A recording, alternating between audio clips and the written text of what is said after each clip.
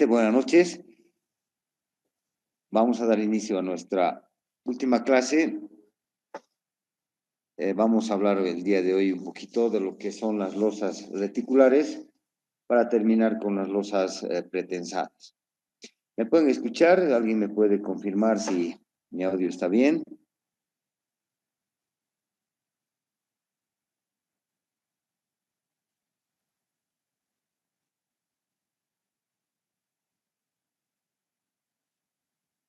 ¿Se me escucha? Ya. Muchas gracias. Michael, le agradezco.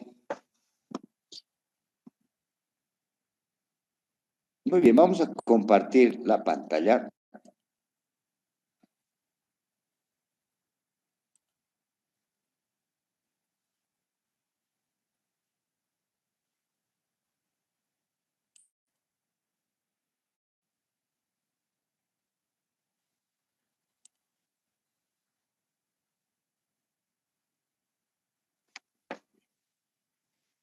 Entonces vamos a empezar hablando del encofrado ya para losas reticulares. Acá tenemos varias fotografías en las cuales se puede ver una losa reticular. Como habíamos visto el primer día, las losas reticulares pertenecen al grupo de las losas nervadas, ¿no? Porque estas conforman un sistema de nervios, ¿no? Tanto en los ejes longitudinales como en los ejes transversales. La distribución de cargas en este tipo de losas se hace a los 4 lados, es decir, que todas las vigas que resisten la carga de la losa pasan a ser principales, ¿no? Por lo tanto, el uso de este tipo de losas es muy adecuado para cuando tenemos luces mayores a 5 a 6 metros, cuando tenemos cargas significativas o cuando tenemos forma de paños más o menos cuadrados, ¿no? Estos, no, como les dije, no son factores que nos obliguen a emplear este tipo de losas. Solamente son valores o parámetros orientativos. Muy bien, podemos trabajar en este tipo de losas con casetones perdidos o con casetones recuperables, ¿no? En este caso, por ejemplo, acá en la imagen inferior derecha podemos ver una losa reticular con casetones recuperables. Pueden haber moldes de plástico que están a la venta o como hacemos, si no podemos recurrir a este tipo de elementos, recurrimos al poliestireno, colocamos acá primeramente un polietileno plástico, ¿no? Y luego encajamos el plastoform. El polietileno va a estar sobresaliendo un poco, terminada la losa, jalamos el plástico, el polietileno y nuestro plastoformo sale, ¿no? Dejando el espacio completamente hueco. Y ese mismo poliestireno se lo puedes utilizar ya en pisos superiores si la losa requiere de casetones perdidos. Muy bien, como pueden ver,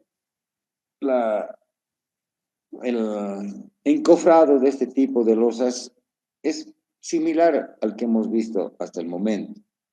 Necesitamos un tablero porque tenemos que colocar en primer lugar los casetones, tenemos que colocar la armadura longitudinal, la armadura transversal, y todo eso tiene que apoyarse obligatoriamente en un tablero que cubra toda la superficie de la losa. Esa es la gran desventaja de este tipo de losas, se requiere gran cantidad de encofrado en relación a la losa con viguetas pretensadas que prácticamente no requiere ni siquiera de apuntalamiento, ¿no? Muy bien, entonces vamos a ahora introducir ciertos cambios, no cambios, sino vamos a adicionar ciertos parámetros de cálculo que nos permitan hacer el mismo con mayor exactitud, con mayor exquisitez, ¿no? Entonces vamos a empezar con nuestro ejemplito. Aquí podemos ver. Vamos a diseñar el encofrado de una losa reticular. El cálculo nos ha dado una altura total de 25 centímetros. Hablando de este tipo de losas, la altura máxima que podemos adoptar es de 30 centímetros, ¿no? Más ya serían estructuras muy pesadas, muy altas, entonces recurriría a otro tipo de materiales como como el hormigón post-tensado. Muy bien, será aligerada, se van a utilizar acá casetones de poliestireno. Las dimensiones más comunes son de 40 por 40, ¿no? Quiere decir que este ancho es 40, en profundidad 40, y la altura ya depende de la altura de la losa. En este caso, como es de 25, el poliestireno será de 20 centímetros de altura. Vamos a vaciar, ya estamos hablando de losas mucho más importantes, pues vamos a vaciar el hormigón a través de un hormigón prefabricado. Vamos a ahora partir al revés de lo que hemos hecho el día de ayer. Vamos a partir de las separaciones y vamos a calcular las dimensiones de la madera que se requiere. Entonces vamos a partir de una separación entre soleras de 90 centímetros y la separación entre puntales de 80 centímetros. Entonces vamos a determinar en este ejemplito las dimensiones de las maderas a emplearse. Para eso vamos a recurrir a una madera muy común en nuestro medio, que es la madera yesquero, ¿no? Que es una madera blanda que nos venden generalmente para el encofrado y correspondería, de acuerdo a nuestro manual del grupo andino, a una clase C. Quiere decir que es una madera de baja resistencia. Los puntales van a tener una altura, ahora ya vamos a hablar de los puntales, vamos a ver cómo se verifica principalmente al pandeo, ¿no? Lo mismo se realiza con puntales metálicos. La altura de estos puntales van a ser de 2,50 metros de alto y estamos suponiendo una escuadrilla cuadrada de 3 por 3 pulgadas. Bien, como estamos trabajando con una madera de clase C, les he mandado también ya el manualcito del grupo andino, pues ahí pueden ver tranquilamente que para una madera clase C, el módulo de elasticidad promedio es de 90.000 kilos por centímetro cuadrado, y estos esfuerzos también se han extraído de ese manual, el esfuerzo a la flexión de 100 kilos por centímetro cuadrado, al corte, las fibras paralelas de 8 kilogramos por centímetro cuadrado, y según este manual y la norma, nos indican que la flecha admisible máxima tiene que ser de 2 milímetros. Muy bien.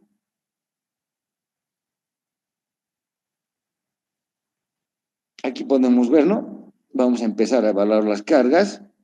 Aquí está una losa reticulada vista por la parte inferior.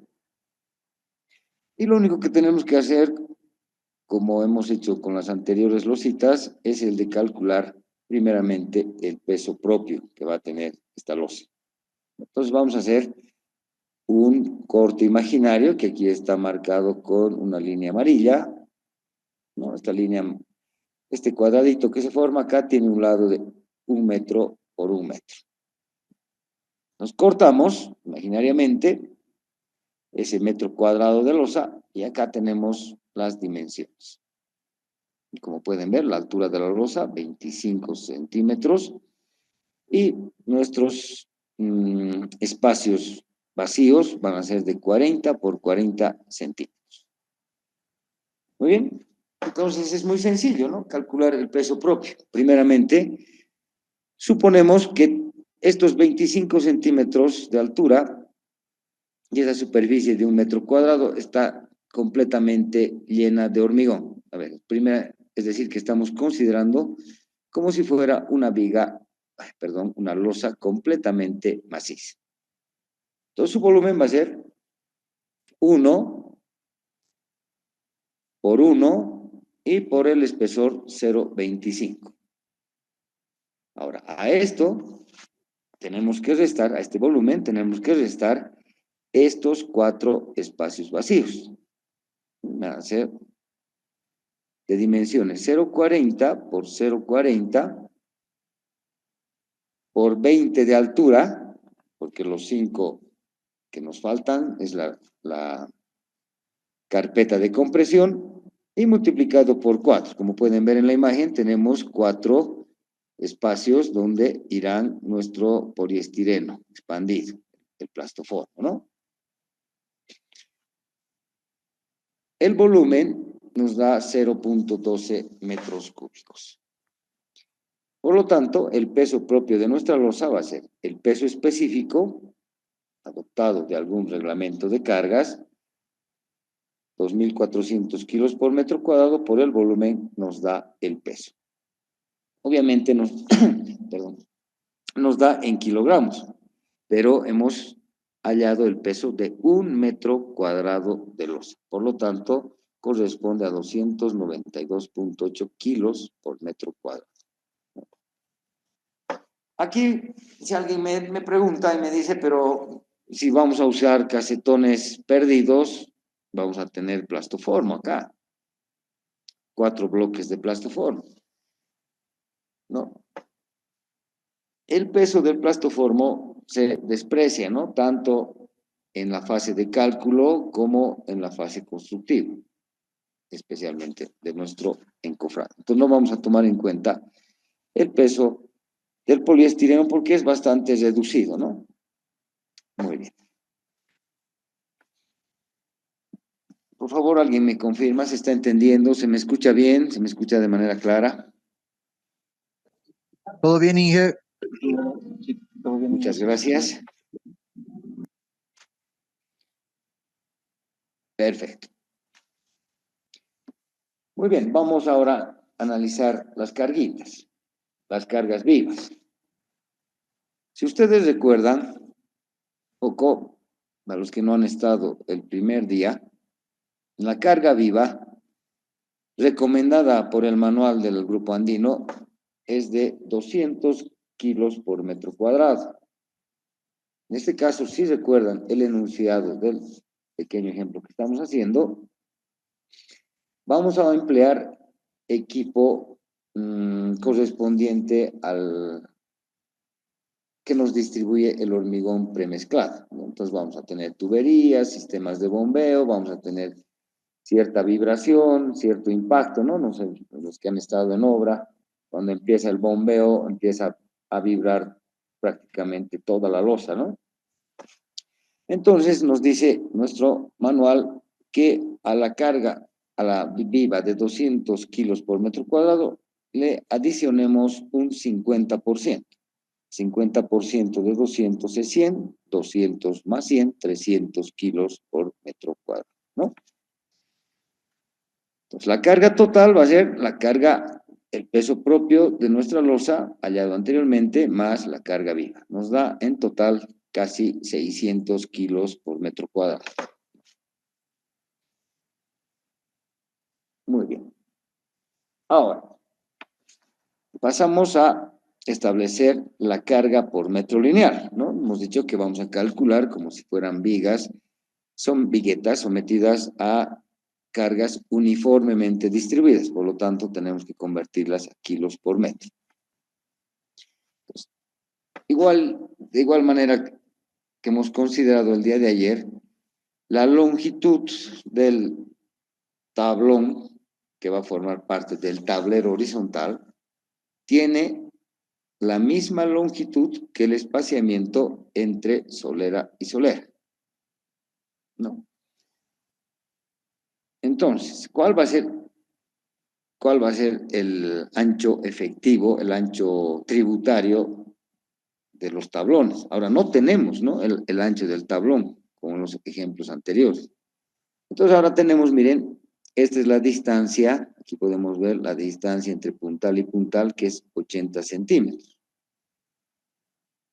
Los tablones se van a apoyar en nuestras soleras, por lo tanto, el ancho tributario, bueno, no suponiendo, los tablones van a estar clavados a nuestras soleras, ¿no? Entonces, el ancho tributario va a ser la mitad de 80 centímetros. Estoy hablando de la parte que está en contacto con las soleras, los tablones que están en contacto con la solera. Por lo tanto, el ancho tributario es de 40 centímetros. Por eso estamos multiplicando la carga por metro cuadrado por ese ancho tributario y nos da en kilos por centímetro 2.37. Con esta carguita vamos a calcular las dimensiones que tienen que tener nuestras tablas, ¿no? Muy bien. Entonces, como hemos visto anteriormente, tenemos que verificar tanto a la flexión como ahora a la flecha. Ayer ya hemos hablado de esta ecuación, es la ecuación básica del esfuerzo a la flexión de elementos sometidos a cargas perpendiculares a su plano, ¿no? MC sobre I, momento flector por C, que era la distancia del centroide de una sección rectangular a las fibras más alejadas, hacia arriba o hacia abajo, ¿no? En un rectángulo no es nada más que la mitad de la altura. Sobre el módulo de elasticidad, perdón, el módulo de inercia, el momento de inercia respecto al eje X. El día de ayer habíamos pasado el valor de C al denominador, K, de esta forma, y el término I sobre C es un factor fundamental para diseñar elementos estructurales, ¿no? Ese es lo que se denomina el momento, el módulo resistente, ¿no? Que le hemos llamado S. Si reemplazamos acá I sobre C y colocamos la letra S, que viene a ser el módulo resistente, y despejamos, nos va a dar que ese módulo es igual al momento sobre el esfuerzo de flexión. El día de ayer también hemos hablado que los tablones van apoyados sobre una cantidad mayor a 2 en las soleras. Por lo tanto, queramos o no, se está formando más o menos una viga continua. Por lo tanto, el momento extraído de tablitas nos da que ese momento máximo es la carga por la luz al cuadrado sobre 10. Nos reemplazamos este valor en la ecuación del módulo resistente y obtenemos un módulo de 19.20 centímetros cúbicos. ¿Está bien?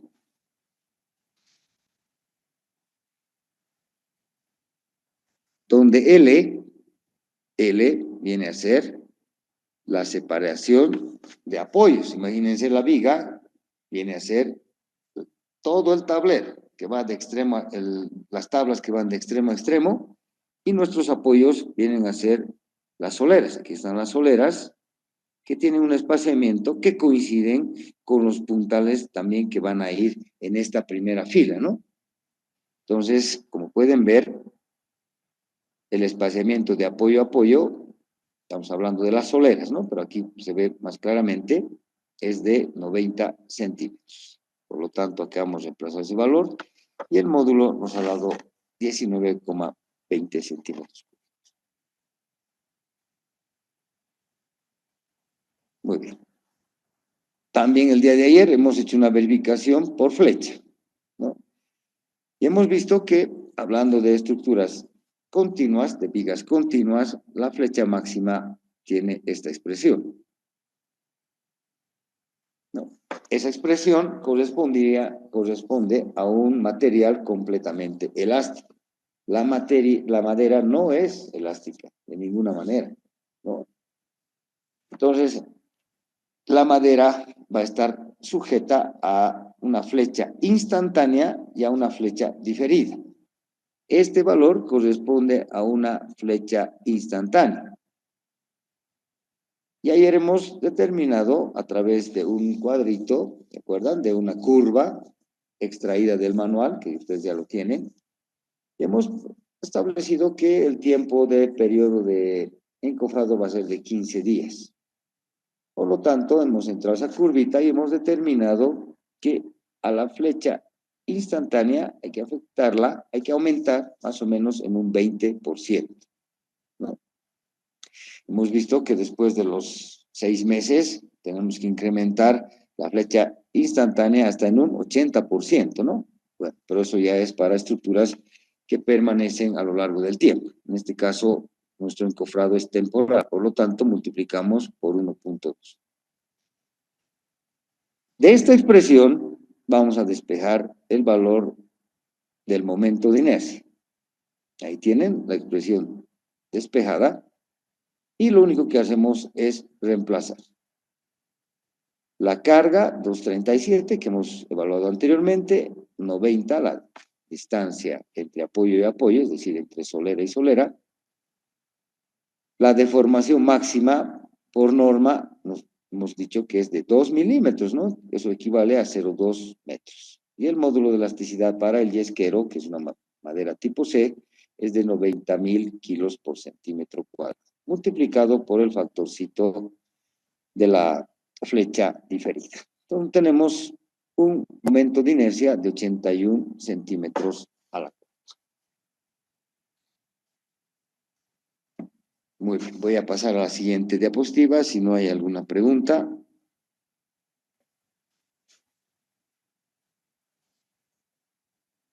Muy bien. Vamos a relacionar ahora, ¿no? Como no tenemos dimensiones de nuestros elementos, vamos a relacionar el momento de inercia que hemos encontrado anteriormente con el módulo resistente. A ver, miren, sabemos que el módulo resistente es I sobre C, ¿no?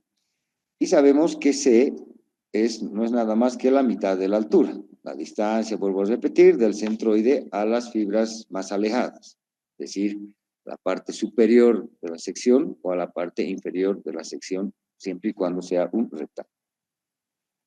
Entonces nos queda 2 veces la luz sobre H. De esta expresión despejamos H. ¿Qué va a ser H? Va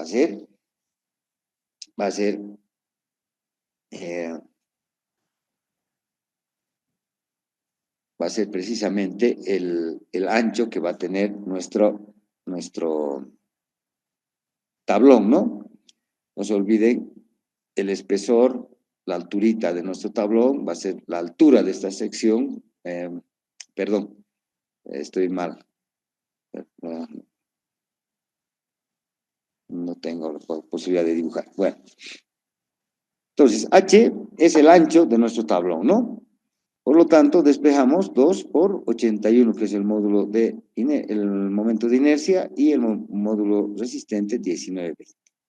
Entonces, obtenemos un ancho de 8.44 centímetros para nuestro tablón, que equivale a 3.32 pulgadas. ¿No? Entonces, redondeando, vamos a necesitar una tabla de 4 pulgadas de ancho. ¿Está bien? Muy bien. Ahora, seguimos relacionando el momento de inercia con el módulo resistente. Y ayer hemos deducido también que el módulo resistente para una sección rectangular es la base por la altura al cuadrado sobre 6. La base, en este caso, va a ser el espesor que va a tener la tablita. Por lo tanto, despejamos de esta ecuación B y nos va a dar simplemente 6 veces el módulo resistente sobre la altura al cuadrado. La altura ya la hemos calculado, pues la base va a ser, reemplazando y despejando, la base será de 1.62 centímetros. Y esto nos da aproximadamente 0.63 pulgadas, redondeando a 1 pulgada. Por lo tanto, nuestro tablón va a tener unas dimensiones de 1 por 4, que generalmente es lo que utilizamos, ¿no? El alto siempre es 1 y el ancho puede ser 4, 5, 6, hasta 8, hasta 10 podemos encontrar, ¿no? De 30 centímetros podemos encontrar anchos del tablón. Miren, como pueden ver, es muy sencillo calcular las secciones, ¿no? ¿Me han entendido hasta acá? ¿Alguna duda, por favor? ¿Alguna pregunta?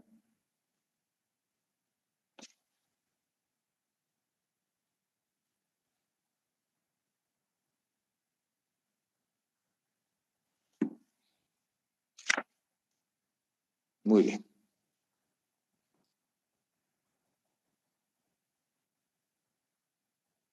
Seguimos. Ahora vamos a calcular las dimensiones de la solera, es decir, la escuadrilla que va a tener nuestra solera. Ahora bien, tenemos una carga. Esta carga la hemos evaluado acá.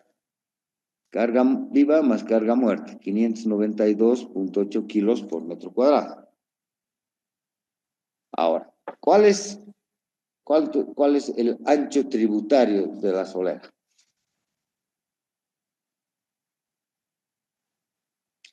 Bueno, acá no se ve, aquí les voy a mostrar. El ancho efectivo de la solera va a ser 90 centímetros, ¿no? A ver, ¿cómo les puedo explicar? Se ubican en esta grafiquita. Aquí está, ¿no? Aquí está una solera. Va a resistir la mitad de esta parte y la mitad de esta otra parte. Por lo tanto, me voy hacia abajo para que se vea mejor. Acá vamos a tener 45 y aquí vamos a tener 45. Sumamos y nos da un ancho tributario de 90 centímetros. Por eso se está multiplicando la carga por esa longitud, para obtener la carga uniformemente distribuida de 533.52 kilos por metro. Muy bien. Hacemos lo mismo, verificamos por flexión y verificamos por flecha. Miren, exactamente lo mismo que hemos hecho con los tablones.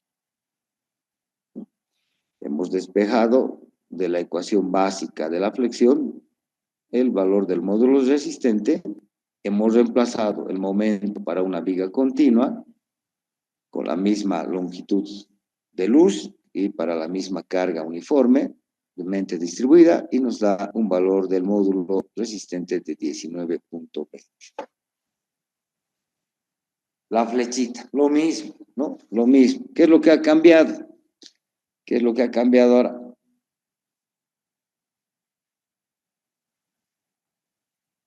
Ha cambiado la luz, la separación, 80 centímetros, ¿no? ¿Por qué es 80 centímetros? Volvemos a repetir.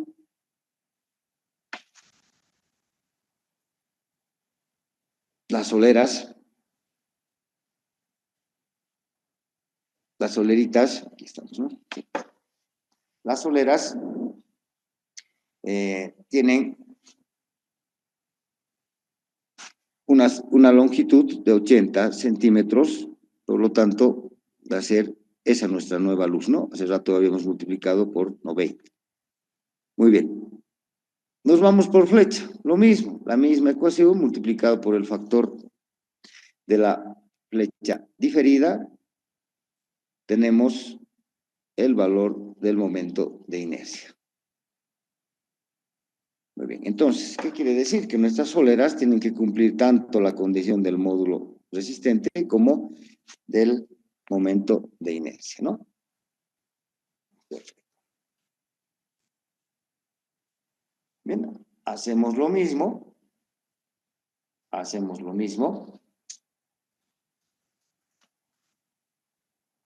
Despejamos la altura, como hemos hecho anteriormente, multiplicamos por el momento de inercia, el módulo resistente, y obtenemos una altura de 6.67 centímetros. Convertimos a pulgadas y nos da 3 pulgaditas, ¿no? Pues ya sabemos que la altura de nuestra solera, de nuestro listón, el que vamos a adquirir en el aserradero, va a tener 3 pulgaditas. Muy bien. Y la base, de igual manera, con la ecuación que hemos empleado anteriormente, nos da un valor de 4.60 centímetros. Convirtiendo a pulgadas, nos da 2 pulgadas. Si me olvido poner, bueno, corresponde a 2 pulgaditas, ¿no? Muy bien. Ahora vamos a ver. Hemos dicho que el corte en los tablones no significa mucho, pero sí en las soleras, ¿no? Entonces vamos a verificar al corte, obligatoriamente. Pues ayer también hemos deducido esta ecuación, ¿no? Ya no lo voy a volver a repetir. Se refiere al corte horizontal, al esfuerzo de corte horizontal que sufren los elementos. Entonces, hemos deducido esta ecuación tomando en cuenta el momento, el corte máximo en una viga continua, eso ya lo hemos visto el día de ayer, y nos daba esta expresión, ¿no? Que es la carguita por la longitud, o la luz, la separación de base por la altura. Reemplazando, lamentablemente, obtenemos un valor de 9.91. ¿Esto qué quiere decir? Que nuestras soleras van a estar sometidas a un esfuerzo de 9.91 kilos por centímetro cuadrado. Y nuestra madera, madera yesquero, una madera tipo C, apenas resiste 80 kilos por centímetro cuadrado al corte paralelo. Entonces, nuestra escuadrilla de 2x3 no es suficiente para resistir la carga del vaciado de nuestra losa reticular. Por lo tanto, ¿qué nos queda hacer? Aumentar la escuadrilla. Y si estamos trabajando con el momento de inercia, lo más importante, lo más recomendable es incrementar la altura, porque en el momento de inercia la altura está elevado al cubo, por lo tanto ganamos mucho más resistencia subiendo la altura que la base, ¿no? Por lo tanto, la altura de nuestro listón, de nuestra solera, estamos subiendo a 4 pulgadas. Nos volvemos a reemplazar en esta ecuación y podemos ver, aquí está, ¿no? En vez de 3 pulgadas multiplicado por 2,54, hemos colocado ahora 4 por 2,54. Aquí estamos haciendo la conversión simplemente de pulgadas a centímetros. Ahora sí, con una solera más robusta, hemos obtenido un corte de 7.43 kilos por centímetro cuadrado, que es menor a 8. Por lo tanto, cumple, ¿no? Entonces, adoptamos una solera de 2 por 4 pulgadas. Como pueden ver, ya hemos dimensionado nuestras tablas, ahora hemos dimensionado la solera. Me parece que el cálculo es bastante sencillo, ¿no? La cosa es tener una secuencia lógica y conocimientos básicos de resistencia de material, simplemente. ¿Han entendido hasta acá? Sí, Inge, todo claro.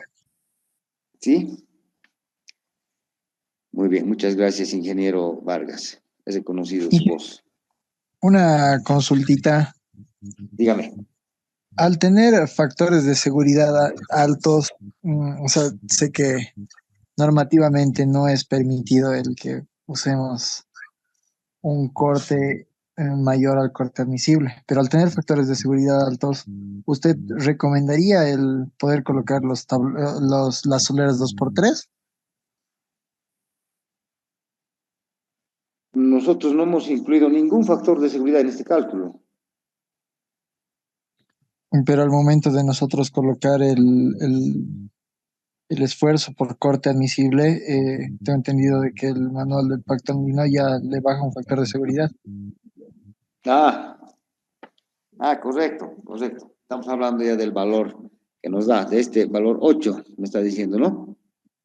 Exactamente, Inge.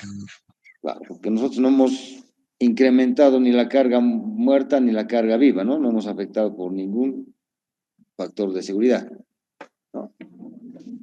Entonces, sabemos que todas las normas, todos los reglamentos son conservadores, ¿no? Los coeficientes de seguridad son a veces exagerados, ¿no? Entonces, siempre decimos en aulas, una cosa es el valor que nos da académicamente y otro es el valor que vamos a asumir en la práctica, ¿no?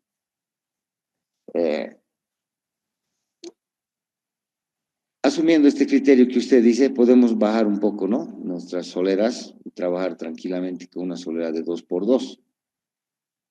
Pero no se olviden que estamos haciendo un cálculo basado en la resistencia de materiales, basado en estructuras hiperestáticas, entonces tenemos que respetar el cálculo que nos está dando, ¿no? La experiencia es una, tranquilamente yo creo que con 2x2 aguanta, ¿sí? ¿Usted cuánto usa, ingeniero Vargas, como soleras? 2x3. 2x3, ahí está, coincide, ¿no? Pero ¿para qué tipo de losas?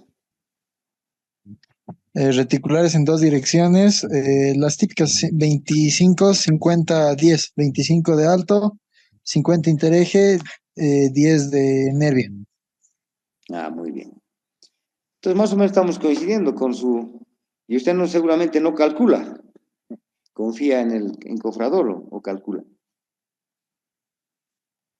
No dije confío en mi encofrador.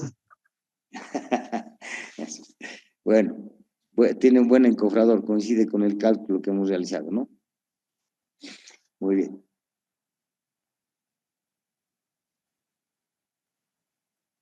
Listo, para terminar esta parte, vamos a comprobar los puntales. Ya. Esto es lo que vamos a adicionar a lo que hemos visto los 2 días anteriores, ¿no? Y esto, el cálculo es muy similar cuando trabajemos con puntales metálicos o con una estructura metálica, ¿no? Obviamente que van a cambiar varios datos, el módulo de elasticidad, la resistencia a la flexión, al corte, la verificación al pandeo va a ser diferente, ¿no? Pero el procedimiento es prácticamente el mismo. Muy bien. Entonces acá tenemos que recordar, nuestros puntales van a tener una alturita de 250. Seguimos utilizando madera blanda, 100 kilogramos por centímetro cuadrado el corte, el módulo de elasticidad 90.000, la carguita evaluada anteriormente 5.33. Vamos a asumir puntales, a ver, un puntal cuadrado de 3x3 pulgadas. Y aquí ya me he preparado una gráfica que me ha faltado cuando estábamos explicando las soleras. Aquí tenemos un puntal, ¿no? Un puntal, y su ancho tributario va a ser este, ¿no? 40 a la derecha, 40 a la izquierda, por lo tanto tenemos un ancho tributario de 80 centímetros en total. Muy bien. Entonces, vamos a verificar. El peso, 533.52, evaluado la carga viva más la carga muerta, por 0,8. El ancho tributario nos da una carga de 426.82. ¿No? Y esto ya sería en kilogramos. Muy bien. Verificamos al pandeo. Entonces tenemos que recordar nuestros conocimientos de resistencia de materiales, ¿no? En el pandeo, la esbeltez tiene un papel fundamental, ¿no? La esbeltez la vamos a denominar con la letra lambda, y no es nada más que la altura del puntal, está en función a la altura del elemento, sometido obviamente a compresión, dividido entre la dimensión menor de la sección. En este caso, estamos asumiendo un puntal cuadrado, la dimensión menor va a ser 3 pulgadas. Dividimos para hallar la esbeltez. 250 es la altura, ¿no? 250 dividido entre 3 pulgadas convertidas a centímetros nos da 7.62. Tenemos una esbeltez de 32.81. Este factor nos permite calcular, nos permite elegir diferentes opciones, ¿no? Entonces, miren, cuando la esbeltez es menor a 10, vamos a utilizar la ecuación básica de la resistencia de materiales. Esfuerzo es igual a fuerza sobre área. Ahora estamos hablando de un elemento sometido a compresión. Podemos utilizar esta ecuación. Y de acá despejaríamos lo que es la carga. P igual al esfuerzo por el área. Como estamos verificando el pandeo, esta carga que vamos a obtener acá, esta carga,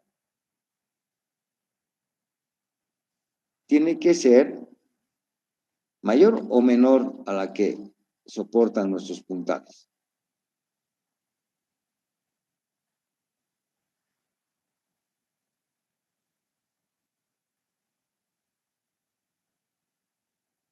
Nada, no está ubicando. Esta carga tiene que ser mayor, ¿no?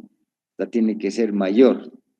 La madera que estamos utilizando tiene que ser, la sección de la madera que estamos utilizando tiene que darnos una carga mayor a esta. Esta es la carga que va a soportar cada uno de los puntales, ¿no? De igual manera, si queremos calcular el pandeo en un puntal metálico, esta es la carga que vamos a utilizar. Esta es la carga que debe resistir por lo menos un puntal, ¿no? Muy bien. Entonces, vámonos a la segunda. La segunda opción nos dice que cuando la esbeltez es mayor a 10, tenemos que utilizar esta ecuación. Y hay una tercera más, que cuando la esbeltez sea mayor a 10 o menor a un coeficiente K, que no es nada más que 0,642 de la raíz cuadrada del módulo de elasticidad sobre el esfuerzo a la flexión, tenemos que utilizar esta ecuación. ¿No? Muy bien. Entonces, lo único que vamos a hacer es calcular K.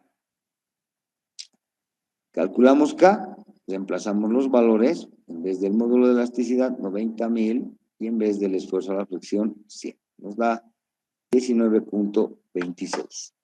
En este caso, vamos a estar en el caso B. Porque miren, nos ha dado una esbeltez de 32.81, que es mayor a 10. Estaríamos en el caso tercero, aquí me faltó poner la letra C. A ver, la esbeltez nos da 32.10, es mayor a 10, pero es menor a 19.26. Entonces la ecuación 3 queda a un lado. Por lo tanto, vamos a trabajar con la segunda. Muy bien. Entonces, reemplazamos en esta ecuación 0.274 por 90.000, el módulo de elasticidad, por el área.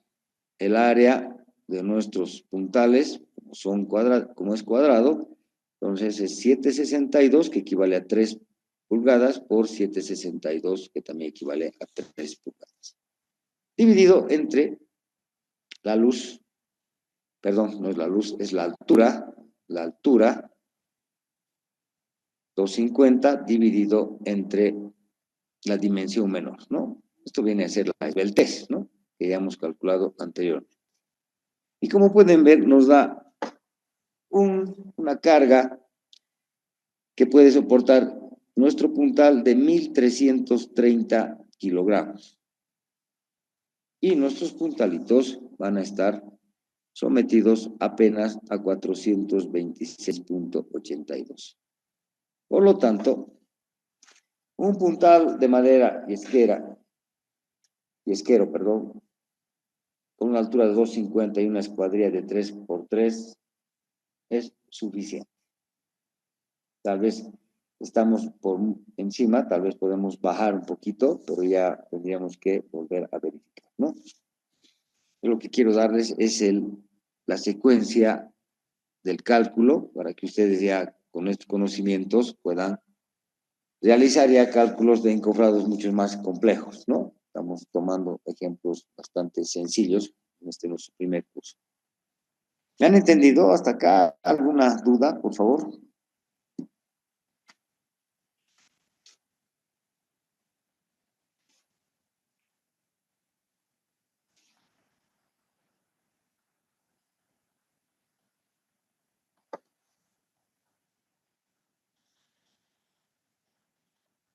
¿Se Todo entendió, claro, ingeniero? Inge. Muy bien.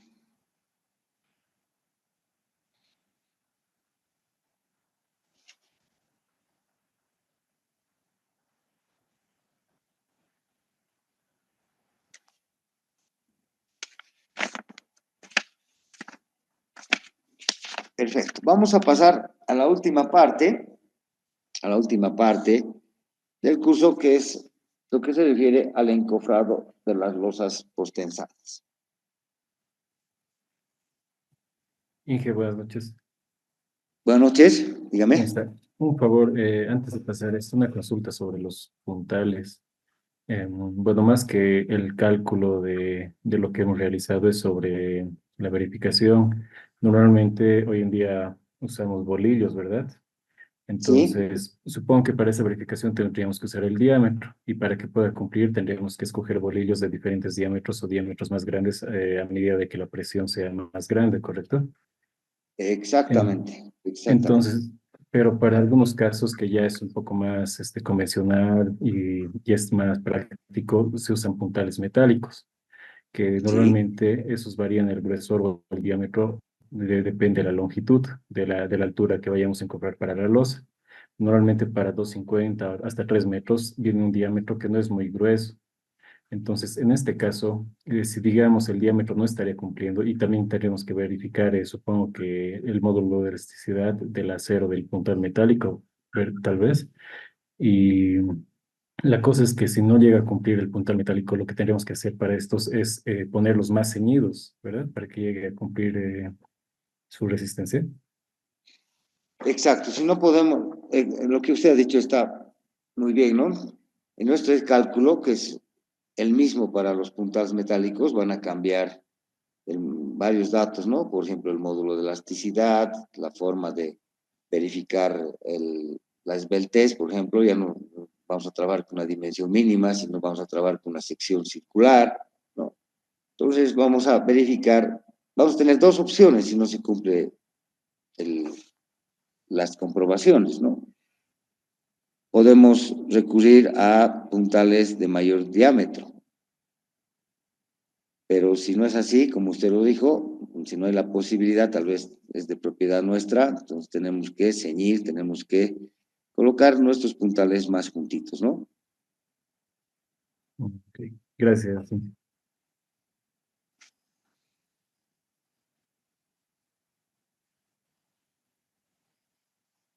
¿Alguna otra pregunta?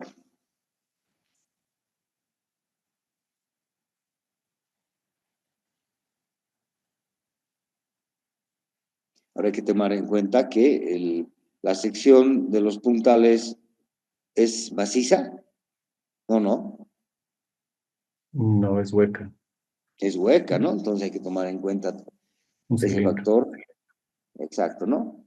Aunque hemos aprendido, tenemos que aprender, tenemos que cambiar y trabajar con secciones huecas, ¿no? También van a cambiar muchos factores de los que hemos tomado en cuenta. Muy bien. ¿Alguna otra pregunta? Gracias, sí. No, a usted muchas gracias por la pregunta.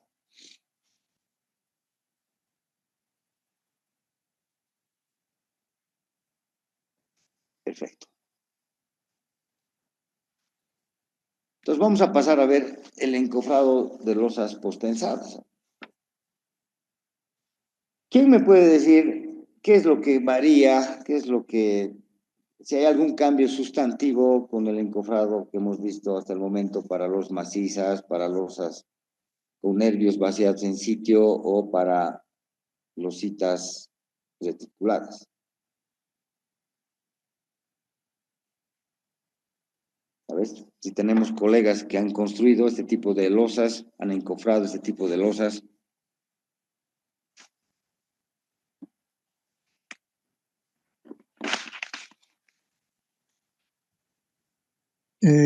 Inge, en la losa hay que dejar huecos para los anclajes pasivos y activos. En la losa. ¿En qué parte de la losa?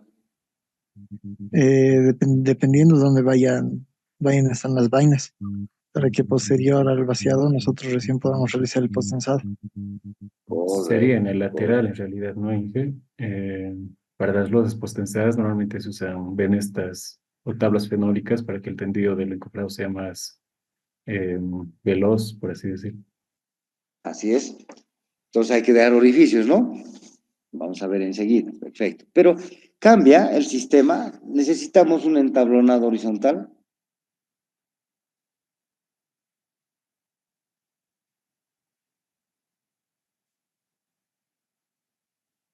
Se necesita un entablonado horizontal como el que hemos visto anteriormente.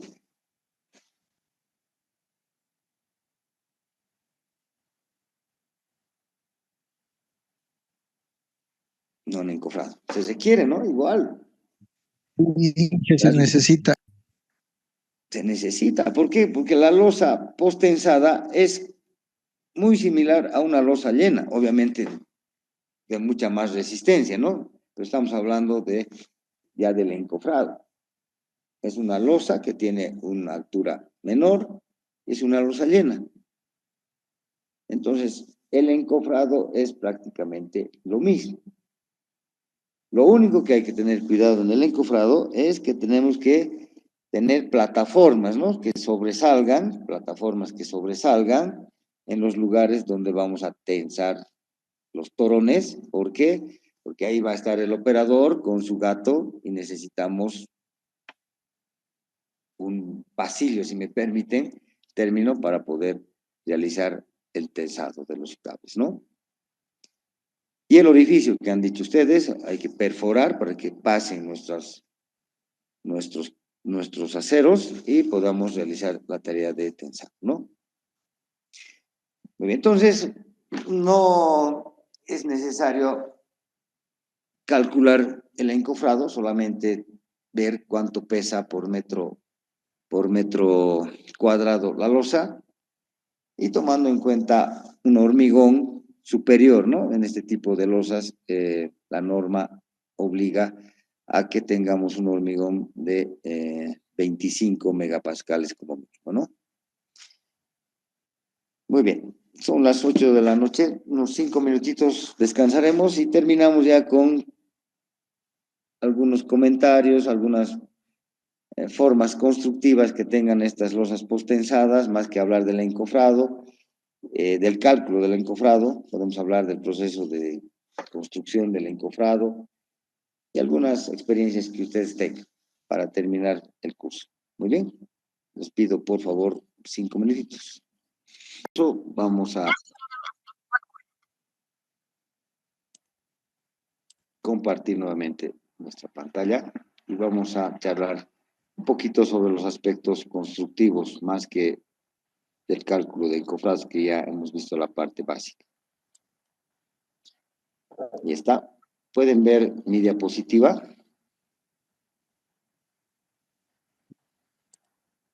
Ahí está.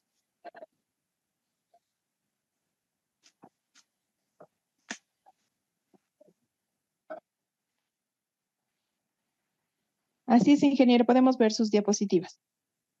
Muchas gracias. Bueno, todo parte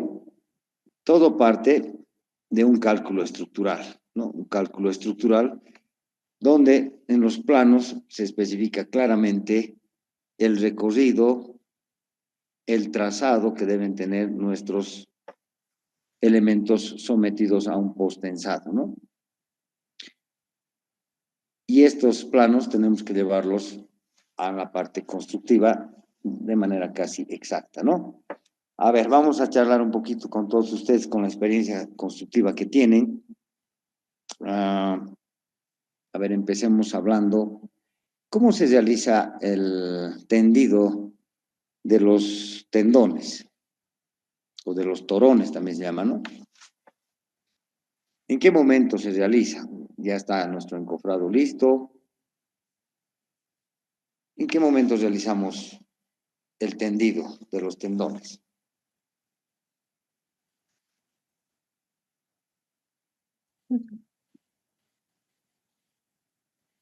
¿Alguien tiene alguna experiencia?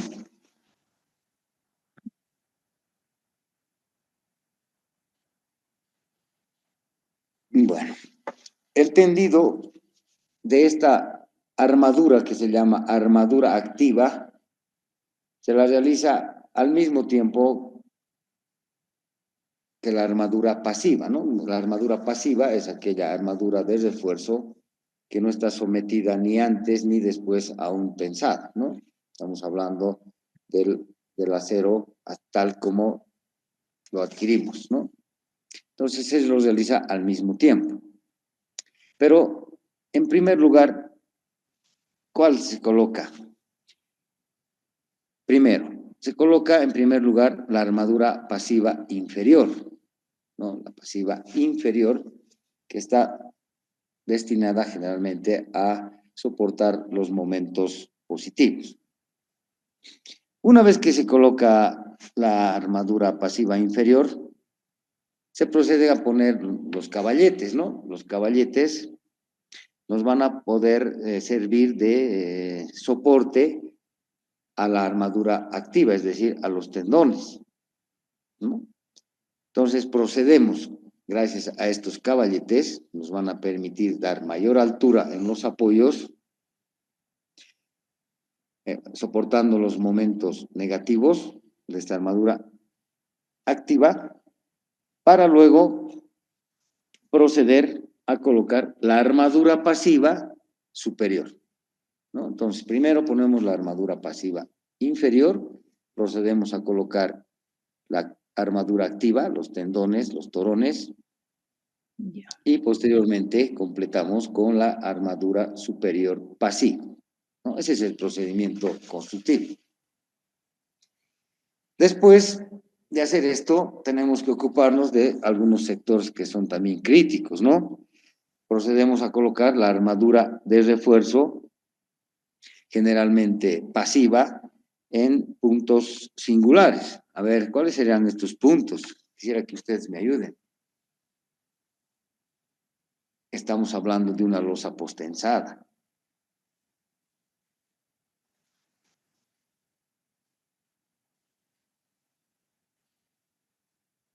¿Dónde hay que tener cuidado con la disposición de otro tipo de armadura de refuerzo en losas?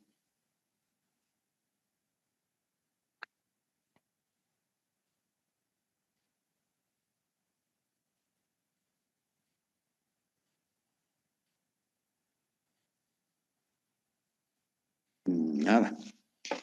Bueno, tenemos que tener mucho cuidado en los lugares donde, por ejemplo, podemos tener algún tipo de capitel o también podemos tener orificios. Tenemos cajones de ascensor, cajones de escalera, por lo tanto ahí tenemos que tener mucho cuidado con la armadura de refuerzo, ¿no? Y también con el cruzamiento que pueden tener la armadura activa en estos sectores, ¿no? Por eso un plano bien detallado, con bastante cantidad de detalles que permitan al constructor realizarlo en obra, ¿no? Muy bien, a ver, sigamos preguntando, nos están respondiendo bastante bien. A ver, ¿cuándo se procede a tensar los tendones? Después de ganar la resistencia requerida para pesado, ¿no? Para puesta en servicio. O sea, a ver, entendiendo su respuesta, vamos a tensar cuando el hormigón alcance su mayor resistencia, ¿sí? No, por lo menos, cuando depende de la normativa que estamos usando, llega a ser 75-80%, ¿no? Si me acuerdo bien. Pero, por ejemplo, para un H28 hemos testado cuando ya estábamos cumpliendo el H20, la resistencia de 210 kilogramos centímetros. Correcto, muy bien, ¿no? El tensado se inicia cuando el hormigón alcanza una resistencia entre 65 hasta el 80% de su resistencia máxima, ¿no? Eso está explicado en normitas, muy bien. Otra preguntita. Ahora, un hormigón normal, alcanzar el 70 al 80%, más o menos va a ser a los 20 días, ¿no? 21 días. ¿Vamos a esperar tanto para tensar nuestros tendones?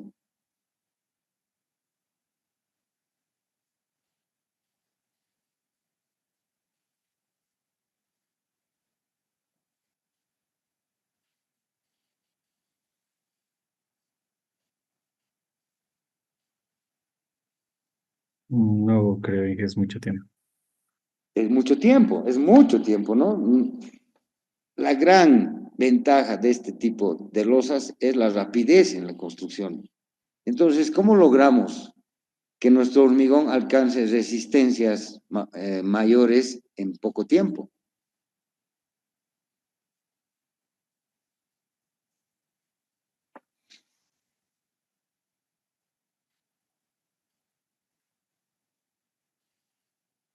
Aditivos Inge. Exacto, ¿no? Tenemos que utilizar aditivos. Este tipo de losas requiere el uso de aditivos. ¿Y cómo se llaman esos aditivos que vamos a emplear? Para acelerar al hormigón para que alcance su resistencia. ¿Cómo se llaman esos aditivos? Plastificantes, Los fluidificantes también, ¿no? también, sí. Exactamente, ¿no? Entonces necesitamos este tipo de aditivos. Muy bien. A ver, algunas otras preguntas. Hablaremos del encofrado un poquito. El encofrado, ya les he dicho, ¿no? La única variante es tener unas plataformas que salgan a los lados de la losa para que el personal pueda desplazarse y el equipo correspondiente al dato que nos va a permitir el tensado, ¿no? Esa es la única diferencia con los encofrados que hemos visto anteriormente. La pregunta es ahora, ¿cuándo desencoframos? ¿Cuándo se procede a desencofrar? Después del testado dije, creo que se puede desapuntalar el 50%, ¿no? Por seguridad. Muy bien. Después del tensado que se realiza, ya podemos quitar los elementos de encofrado, pero siempre tenemos que tener cuidado de dejar puntales. ¿Dónde tenemos que dejar los puntales? Tenemos que dejar ciertos puntales, ¿no? En zonas más críticas. ¿Cuáles serán estas zonas más críticas? Los puntos de flexión, tal vez, sí. ¿Dónde ocurren generalmente? En el eje del tramo, ¿no? De la viga, o de la losa. Más o menos en la parte central, ¿no? En la parte central de la losa se dejan los puntales. Y también tenemos que dejar, si tenemos vigas, tenemos que dejar los puntales de las vigas. ¿Y cuándo retiramos en su totalidad los puntales? Cuando ya se gana la resistencia total, ¿no? No. Lo que nos dice la norma constructiva es que retiremos todos los elementos que hemos dejado de precaución una vez que se proceda a tesar la segunda losa del nivel superior, obviamente, ¿no? Ah, Es lo claro. que nos dice. ¿Sí? Muy bien. A ver, aquí tenemos otro dibujito, otra grafiquita que vamos a aprovechar. Aquí está el torón, ¿no? Miren, el torón está formado por varios aceros, ¿no? El número de aceros va más o menos entre 7 y 19, si no me falla la memoria, 7 a 19. Y estos se los enfunda, ¿no? Aquí podemos ver estos como una especie de tubos de color celeste que contienen al número de torones. Todo lo contrario a lo que ocurre en puentes, ¿no? En puentes así usamos esta funda de color celeste en esta gráfica superior izquierda, los que han construido algún puente.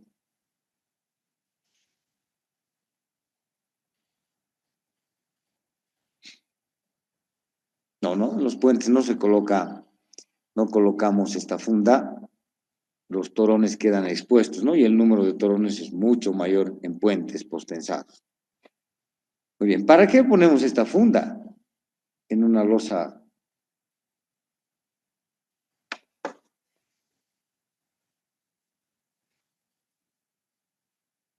Para que no se adhiera directamente al hormigón y Ya, pueda muy bien, pesar, después. para que pueda tener el desplazamiento del tesado, ¿no? Ya, y otra función más importante El sería, de engrasar, mantener el engrasado, el lubricante de los cables. exacto, ¿no? Aquí como podemos ver tenemos grasa, ¿no? El elemento lubricante, ¿no? Y además proteger también, ¿no? A los torones interiores contra la corrosión y aumentar su vida útil, ¿no? Ese es el principal, la principal función del ducto o la funda, ¿no? Muy bien. El hormigón mínimo, ya les he dicho cuánto es el hormigón mínimo que se utiliza en este tipo de losas.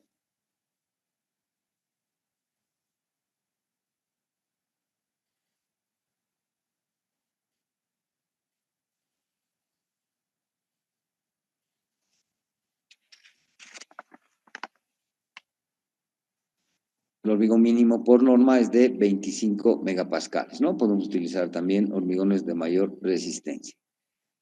Una vez que se ha generado el tensado, el hormigón, ¿qué resistencia llega a tener? Oh, perdón, no, estoy mal. ¿Cuánto es la resistencia que tiene esta armadura activa una vez que sufre el tensado?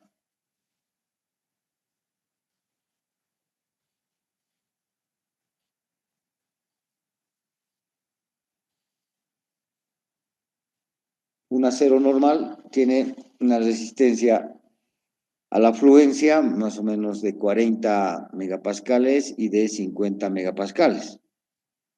Estos aceros activos, ¿cuánto llegan a tener de resistencia?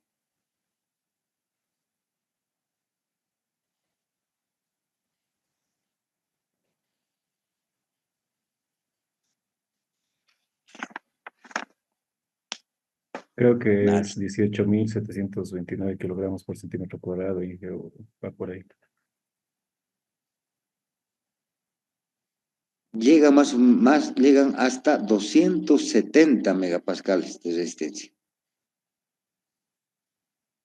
más o menos.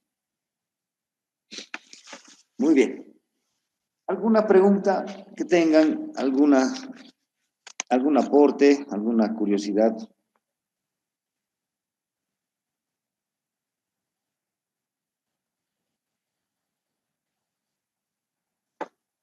Muy bien. A ver, yo les voy a contar algunas anécdotas de las obras. A ver, estábamos utilizando, cuando construíamos un hospital aquí en Obrajes, utilizando viguetas pretensadas para una losa alivianada en una dirección. Estábamos vaciando, si no me equivoco, el tercer nivel. Empieza el proceso del vaciado y se produce la ruptura de 3 viguetas en diferentes partes de la losa. Y las viguetas se parten por la mitad. Se detiene el vaciado, se procede a reemplazar las viguetas y continúa el vaciado. A ver, ¿qué habrá pasado en este caso? La ruptura, vuelvo a repetir, se ha dado justo en la mitad de la vigueta. Como usted sabe, una vigueta no tiene apuntalamiento a lo largo de su longitud.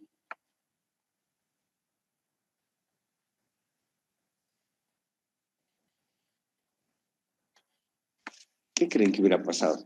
¿Qué habrá pasado en este caso?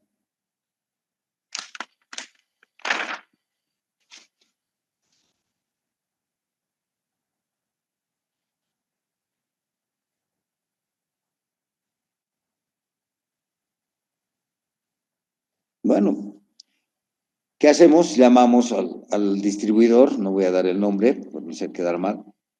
Viene y nos dice, se han equivocado en el apuntalamiento.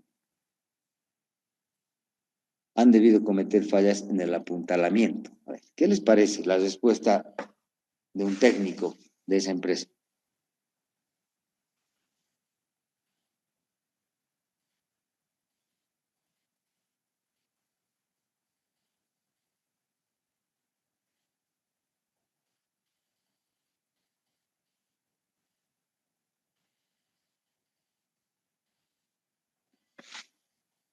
¿Qué le dirían ustedes a ese técnico? Sus viguetas se han partido por la mitad. ¿Ustedes dejan pasar ese hecho?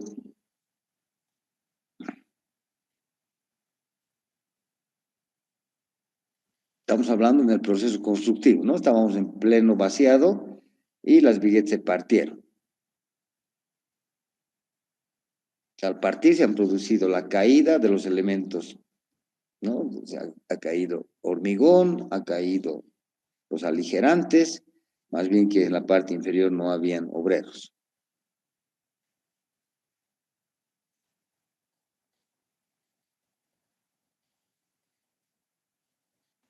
Si hubiera sido una falla de apuntalamiento, a ver, pensemos, ¿dónde se apuntalan una losa con viguetas pretensadas? Solamente se apuntalan las vigas, ¿no? Entonces estaríamos hablando de los extremos de las viguetas. Si el apuntalamiento hubiera fallado en las vigas, lo que hubiera pasado es un desplazamiento de las viguetas, simplemente. No se hubieran partido por la mitad. Entonces, claramente se puede notar que este hecho demuestra un defecto en la resistencia de las viguetas. ¿No? Entonces, no tenemos que pensar que las fallas son netamente nuestras, ¿no? Entonces, ¿qué se ha hecho? ¿No? Se discute, se manda cartas y se ha decidido que la empresa que nos ha vendido estas viguetas realicen la prueba de carga en todos los pisos, porque ya habíamos vaciado 3 losas. Entonces, para que no exista líos, procesos, ellos han venido con sus equipos para realizar el ensayo de carga en nuestras losas, ¿no? Y se ha podido determinar la deflexión de viguetas excesiva en otros lugares, ¿no? Por lo tanto, hemos hecho el proceso respectivo y nos han hecho una reposición los de la empresa. Pero ya los daños estaban causados, ¿no? Muy bien. Entonces, nada tiene que ver con nuestro encofrado, con el apuntalamiento. A ver, ¿alguna opinión, algún aporte que tengan, alguna experiencia para terminar nuestro curso? Buenas noches. Una consulta y un poquito tal vez salido del tema. En su experiencia, tal vez, ¿qué consideraciones nosotros como ingenieros debemos tener cuando tenemos o trabajamos con columnas altas de gran altura, no sé, 6, 7 metros? ¿Cuidados de que en el proceso constructivo, en el encofrado? Justamente en la parte de cofrados dije, ¿qué debemos prever?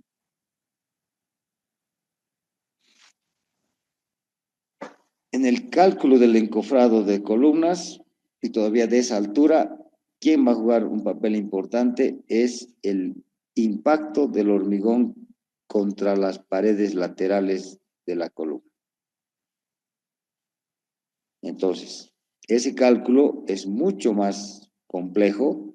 Tenemos que tomar muchos otros factores para calcular la presión lateral. Les he hablado el primer día así de manera somera. Hay que hacer un análisis y afectan muchos factores, ¿no? Evaluar la carga de impacto es muy compleja, aunque existen estudiosos que determinan fórmulas bastante prácticas que podemos aplicarla, ¿no? N factores que influyen en el impacto. Desde miren, la cantidad de cemento, desde las temperaturas bajas hacen que tengamos mayor presión. Temperaturas menores a 15 grados, me estoy refiriendo. Estamos hablando del tipo de materiales, el tipo de agregados. ¿No? Les he mostrado una grafiquita. Son factores A, B y C. Los más importantes, los de segundo orden y los de tercer orden. Sumando más o menos deben ser unos 30 factores que tenemos que tomar en cuenta. Otra es la altura del vaciado.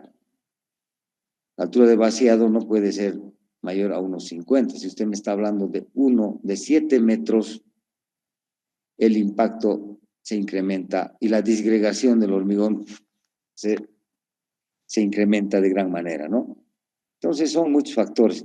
Miren, yo tengo un documento, tengo un video también, donde tengo una explicación bastante clara y completa. Es un ingeniero español que realiza una evaluación perfecta del impacto sobre los encofrados de columnas, ¿no? Que no ha sido producto de nuestro curso. Les voy a enviar a la administradora para que ustedes lo puedan ver, analizar y les sirva cuando tengan que calcular este tipo de encofrados. ¿Ya? Por favor, Inge, muchas gracias. Claro que sí. Inge, hubo otra consulta sobre la experiencia que contó. ¿La obra era privada o era propia de usted? O sea, perdón, No, ¿era de un cliente? mi empresa fue contratada. Ok. Y bueno, con el cliente en este caso, porque no es algo que se pueda disimular, ¿no? La prueba de carga y todo el problema, ¿cómo pudo sobrellevar o cómo pudo manejar todo eso? Porque obviamente el cliente ha debido estar preocupado, ¿no? Al ver todo esto de la prueba de carga y lo que tiene que subsanar la empresa. Claro. No, aquí han jugado un papel importante el fiscal y el supervisor de obras, ¿no? Han acompañado en todo este proceso.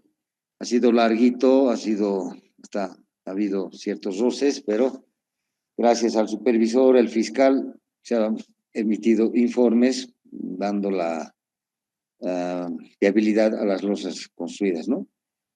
Pero ya queda cierta susceptibilidad, ya no se trabaja con esa empresa, y las losas del cuarto hasta el séptimo piso hemos vaciado ya con otra empresa, ¿no?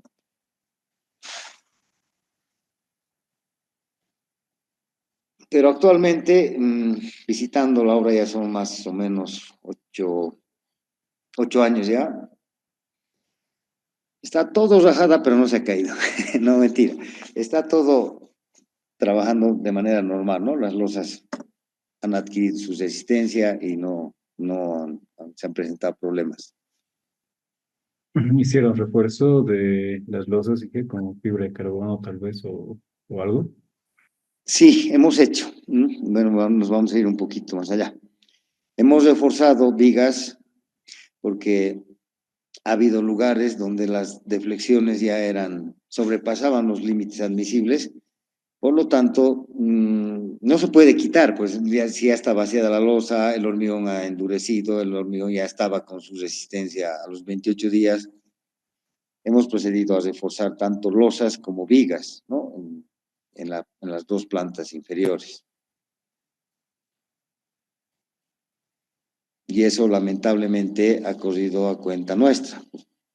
Eso no es culpa del dueño, sino tampoco nuestra, pero nosotros hemos contratado a esa empresa, ¿no? Y somos los responsables.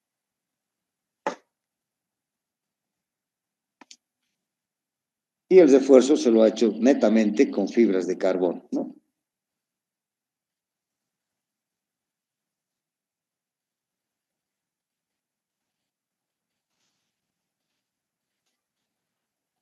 ¿Alguna otra pregunta?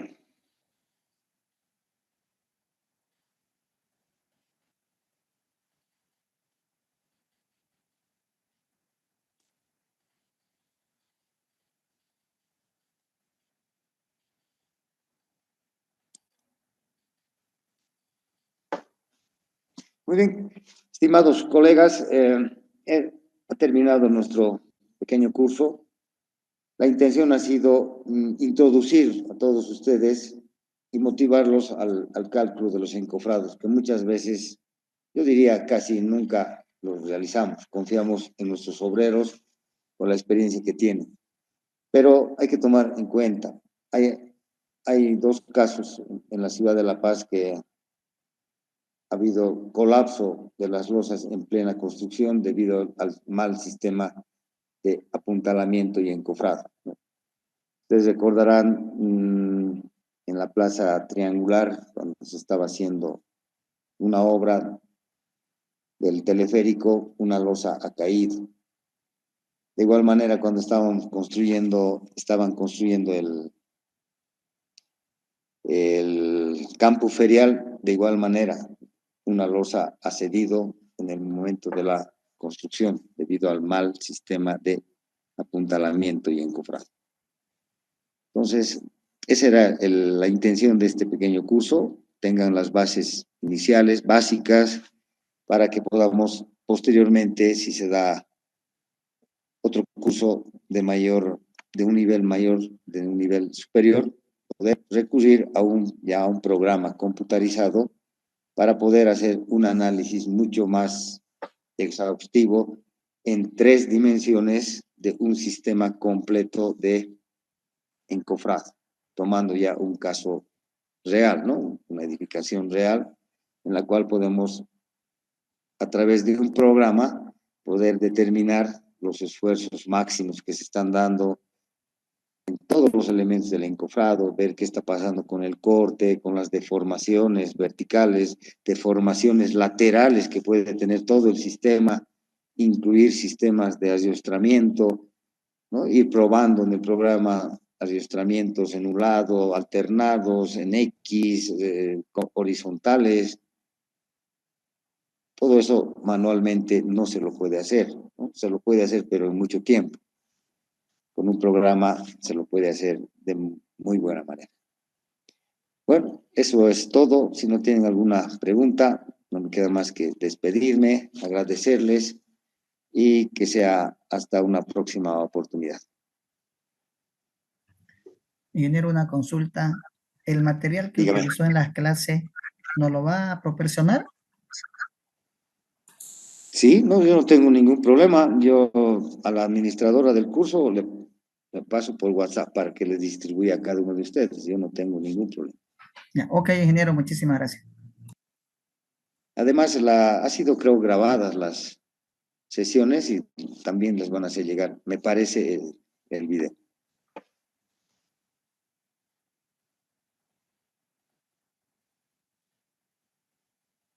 Muy bien, si no hay nada más, ha sido un gusto conocerlos. Dígame, Marcial. Perdón, ingeniero, buenas noches. Una consulta, ingeniero. En una obra particular de un amigo mío, me llamaron ahí y me indicaron que esta obra tiene las luces son de 640 y en el pleno vaciado el apuntalamiento no había estado bien, o sea, el apuntalamiento había estado, eran vigas, no, bolillos de 4 metros habían puesto y la altura había sido de 430. Y para compensar la altura le habían metido ladrillos de 6 huecos en la base, ¿no? ¿Me dejo entender, no? Como cuña, como cuña. Exactamente, en la base, como cuña, para compensar el tamaño. Pero llegado el momento del vaciado de la losa, el ladrillo ha reventado con el peso que había, Claro. ¿no? Ha reventado. Y ahora la vigueta, con vigueta de 640, ¿no? A lo que me indica, y la vigueta se había flexionado un tanto, unos 10 centímetros se había flexionado, pero no se había roto. Y lo que habían hecho es, en ese momento dice que había sido, han conseguido gatas y con gatas le habían subido la losa, lo que se ha pandeado, la flexionada, son 3 billetes que se han flexionado. Eso lo habían subido con gata y le habían nivelado, dice, y luego lo habían completado las puntales, le habían pues, reemplazado y lo han vuelto a terminar de vaciar. Ahora el escritorio ha dicho que lo pueden reforzar, el cinturón le ha indicado que se puede reforzar, ¿no? ¿O qué solución se puede dar? Porque ya se ha vaciado ya todo ya. Esa era mi duda, ingeniero. Muy bien. Lo que hay que hacer en este momento, si ya está vaciado, tenemos que verificar las flechas. Tenemos que determinar si siguen deformándose las viguetas. Si no han sufrido ninguna deformación o no están sobrepasando los límites, no pasa nada. Pero si esto ocurre, es serio, ¿no? Pueden llegar hasta fisurarse las viguetas. Y la fisura en la vigueta hace que ésta ya no cumpla su función estructural. Entonces hay que proceder ya a un reforzamiento, ¿no? Y el reforzamiento más adecuado, el no destructivo, es el de las fibras de carbono, ¿no? De igual manera, si hay una deformación excesiva actual, hay que volver con gatas a poner en su nivel las viguetas, proceder a limpiar los lugares donde se va a pegar las fibras de carbono, untar las fibras de carbono con el Zika correspondiente y proceder al pegado. Porque ustedes saben que las fibras de carbono trabajan cuando los elementos empiezan a deformarse. Antes no. Pues no tiene ningún sentido colocar estas fibras de carbono a un elemento deformado. No va a pasar absolutamente nada. Se coloca cuando está en su posición horizontal, se deja que el elemento trabaje, se deforma, y en ese momento la fibra de carbono empieza a sufrir una tracción en los extremos, lo que hace que se incremente la resistencia en las partes dañadas. ¿Me entienden? Entonces, para que trabajen nuestras fibras, tenemos que generar, o más bien dicho, después de que se deformen, se iniciará este proceso. Por lo tanto, tenemos que poner en una posición completamente horizontal. ¿Sí? ¿Me ha entendido? Sí, ingeniero, gracias.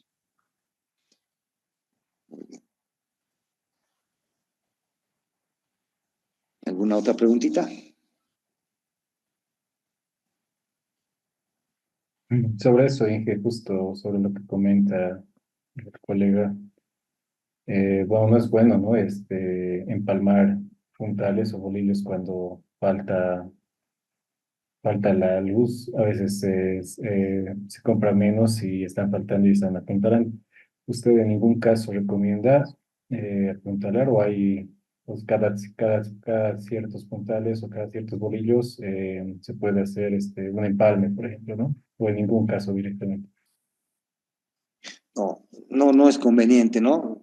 Sí, he visto muchas veces, nos falta altura y empalman, ¿no? Si estamos utilizando un rollizo, se agarran dos tablitas laterales y se clavan como un empalme para que tengamos la altura correspondiente. No es conveniente, ¿no? Porque estamos generando en esa zona una zona débil, ¿no? Y dos cosas, la compresión y el deslizamiento. Se puede generar en esa zona débil un deslizamiento, ¿no? Del puntal. Si no, se va a romper, pero va a generar cierto movimiento ya del elemento al cual está sujetando. Entonces, yo al menos no permito que en mis obras se empalmen los puntales.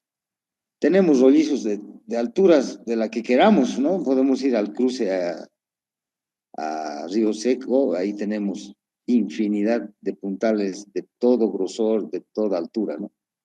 Entonces no es recomendable empalmar.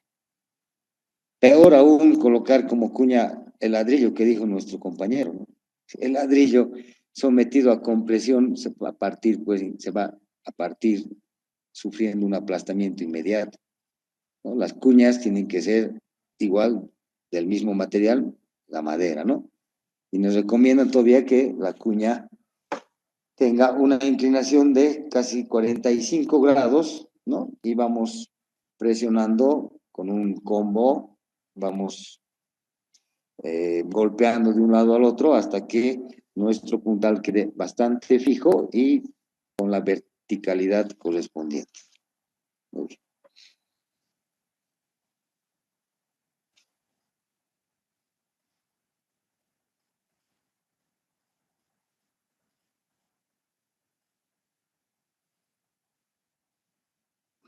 Muy bien, ¿ya no hay ninguna otra pregunta? Perfecto. Bueno, me despido nuevamente. Ha sido un gusto conocerlos, aunque sea de manera virtual. Estamos para cualquier cosa, para colaborar en cualquier cosa. Si tienen alguna duda, algún asesoramiento sin ningún compromiso, estamos para eso.